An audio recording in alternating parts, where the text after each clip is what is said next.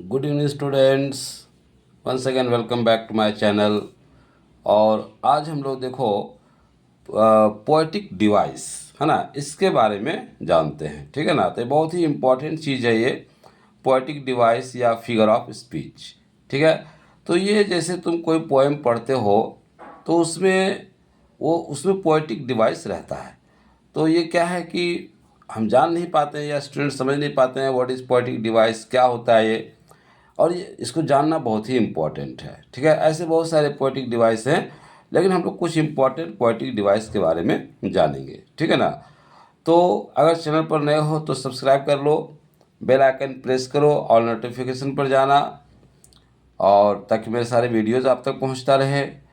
और वीडियो को लास्ट तक देखना। ये पोएटिक डिवाइस बहुत ही इंपॉर्टेंट चीज़ है सारे स्टूडेंट्स के लिए, चाहे वो 8th क्लास के हों, 9th के हों, 10th के हों, 11th के हों, 12th के हों।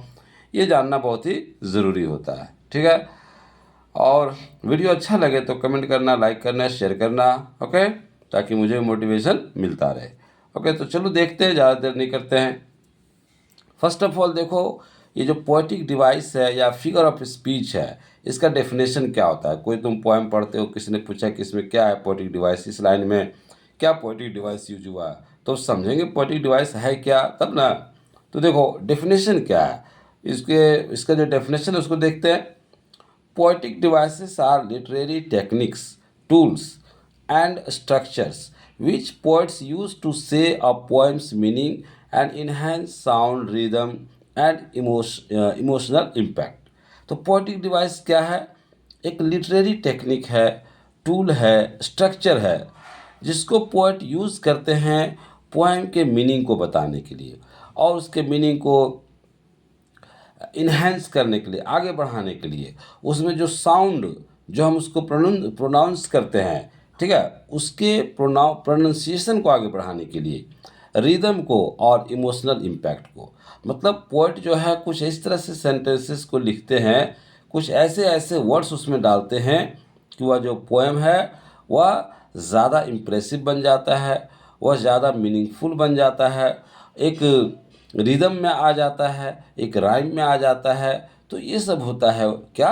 Poetic device. हम स्टोरी पढ़ते हैं तो स्टोरी सिंपल पढ़ दिया, लेकिन पोएटिक डिवाइस में क्या होता है, उसमें तुकबंदी होती है ना। मतलब पहला जो स्टैंजा है उसका जो लास्ट वर्ड है उसी से मिलता जुलता उसका सेकंड ये लाइन हो जाएगा। पहला जो किसी स्टैंजा का जो पहला लाइन है उसका जो लास्ट वर्ड है तो उससे मिलता जुलता या तो सेकंड लाइन में होगा या फिर थर्ड लाइन में होगा। तो इस तरह से तुकबंदी होती है और वो हमारा क्या होता है? पोएटिक डिवाइस होता है। जैसे तुम गाने सुनते हो तो गाना अगर उसमें लास्ट वर्ड जब मिल जाता है, उसका जो प्रोनाउंसिएशन है, जो उसका उच्चारण है, एक जैसा होने लगता है, तो गाना क्या होता है, वो गीत वगैरह सुनने में अच्छा लगता है। तो पोएटिक डिवाइस भी कुछ इसी तरह की चीज़ है। ओके, बस इसको जानना है। They make a ordinary language, they make an ordinary language, है ना। यहाँ पर ए हो गया है, यहाँ एन होगा। ठीक है, क्यों होगा एन? क्योंकि ओ लगा हुआ है। तो they make an ordinary language very graceful and impressive. वो क्या करते हैं, जो ऑर्डनरी लैंग्वेज है उसको बहुत ही ग्रेसफुल, बहुत ही सुंदर और इम्प्रेसिव बना देते हैं। तो ये हमारा क्या होता है? Poetic devices. जैसे देखो यहाँ पर मैंने एक पोएम लिया है, जैसे when the humid shadows hover, है ना। यहाँ जो मैंने अंडरलाइन किया है, यहाँ पर पोएटिक डिवाइस यूज हुआ है। कौन सा पोएटिक डिवाइस है, क्या है, इसको हम बाद में देखेंगे। Overall overall the starry sphere, यहाँ देखो स्टारी स्फीयर, तो यहाँ भी पोएटिक डिवाइस यूज हुआ है।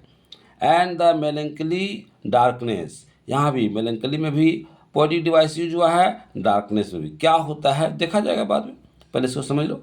और देखो कहाँ कहाँ है, जो मैंने अंडरलाइन किया है। कॉटेज चैम्बर, यहाँ भी पोएटिक डिवाइस यूज हुआ है। लाई लिसनिंग, यहाँ भी पोएटिक डिवाइस यूज हुआ है। पैटर, यहाँ भी पोएटिक डिवाइस यूज हुआ। क्या है ये पोएटिक डिवाइस, कौन सा पोएटिक डिवाइस है, उसको हम लोग बाद में देखते हैं, पहले इसको जान लो। तो ये सब जो है पोएटिक डिवाइस है।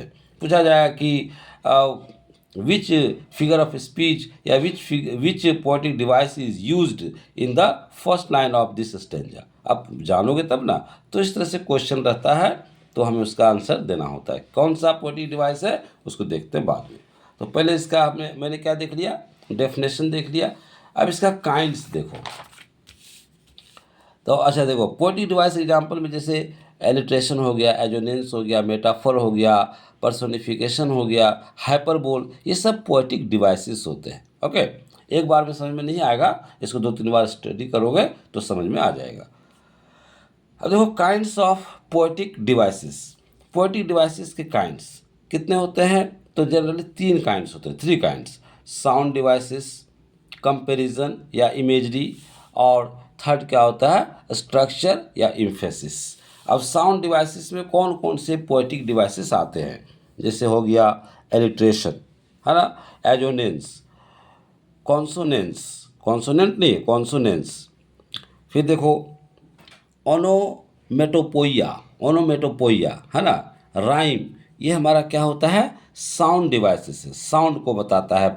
जो पोएम देखेंगे हम उसमें ये क्या साउंड है इस चीज़ को दिखाता है। तो बाद में देखते हैं, पहले ये जान लो।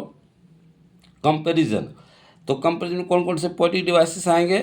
Metaphor, simile, personification, sensory imagery, है ना, ये हमारा साउंड इसमें आएगा, किसमें, कंपैरिजन या इमेजरी में।